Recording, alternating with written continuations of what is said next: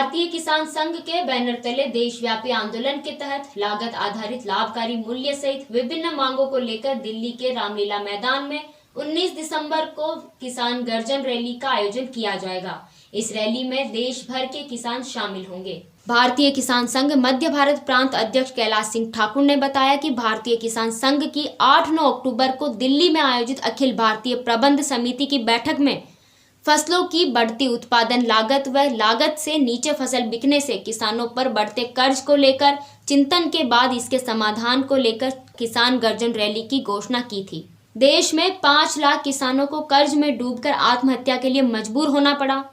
आज किसान के सामने अपने अस्तित्व का संकट खड़ा हो गया है।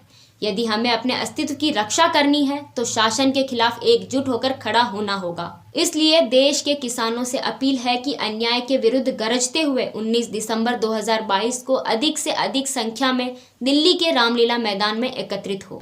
19 दिसंबर को दिल्ली में भारतीय किसान संघ ने एक बड़ा धरना प्रदर्शन आंदोलन रखा। किसान चूँकि बहुत परेशान है, इसलिए मजबूरी में उसे ये कदम उठाना पड़ा है। वरना आज किसान बोनी का समय है, पानी देने का समय है, फिर भी दिल्ली कूच कर रहे हैं, क्योंकि पीड़ा है किसानों के मन में सारे देश भर में। कुछ बिंदु हैं जिनको मैं आपके सामने रखता हूं, जिनके संबंध में हम धरना प्रदर्शन आंदोलन करने जा रहे हैं। नंबर 1 तो ये है, बहुत पुरानी मांग है, आज से लगभग 40 साल पुरानी, कि किसानों को उसकी फसल का लागत के आधार पर लाभकारी मूल्य मिलना चाहिए। ये सबसे बड़ी मांग है। आज 40 साल से हम इस मांग को दोहराते चले आ रहे हैं, पर वो लाभकारी मूल्य देने की जगह सरकार जो है समर्थन मूल्य की घोषणा करती है, और समर्थन मूल्य उसकी कोई लागत नहीं है।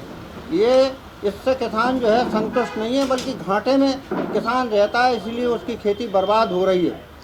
दूसरी हमारा कहना ये है कि किसानों के ट्रैक्टर पे, ट्राली पे, कल्टीवेटर पे, पाइपों पे GST ख़त्म होना चाहिए, क्योंकि किसान वैसे ही तो गरीब है, वो लाभ में रहता नहीं है, ऊपर से उस पर GST जो लगी रहती है उससे जो है मुक्ति मिलना चाहिए GST से। तीसरा है, प्रधानमंत्री अभी 3-3 महीने में 2000 देते हैं केवल किसानों को। हम सब जानते हैं कि 2000 से कुछ होने वाला है नहीं। इस राशि को जो है बढ़ाई जाए, जो साल भर में केवल 6000 देते हैं माननीय प्रधानमंत्री जी, उसको बढ़ा के प्रधानमंत्री जी के द्वारा कम से कम 10,000 राहत राशि की जानी चाहिए।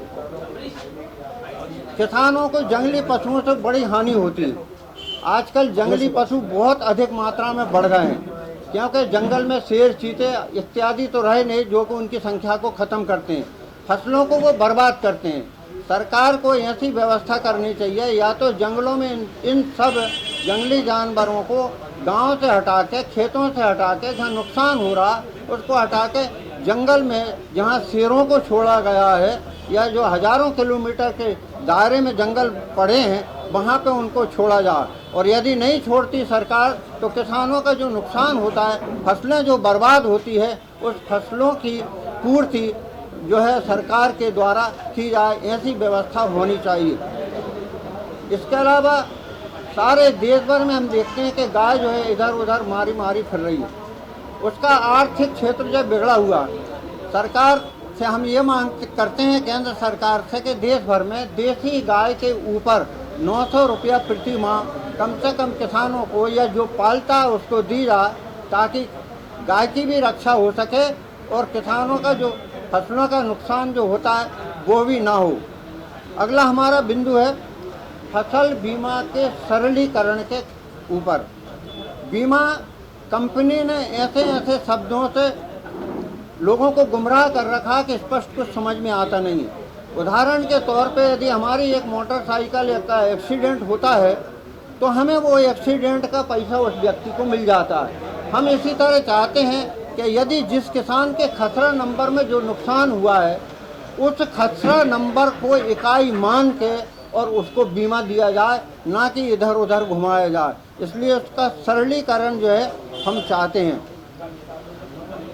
और बंधु, अगला हमारा बिंदु है कि किसानों को जो राहत राशि सरकार के द्वारा दी जाती है, वो राहत राशि सीधी किसानों के खातों में ही डाली जाए, इसके लिए इधर उधर चक्कर न लगाया जाए। इन बिंदुओं को लेकर हम 19 तारीख को दिल्ली में एक बड़ा धरना प्रदर्शन आंदोलन करने के लिए जा रहे हैं। ग्रामीण भारत टीवी के लिए कैमरामैन जुबैर के साथ हिमानी श्रोत्रिय की रिपोर्ट।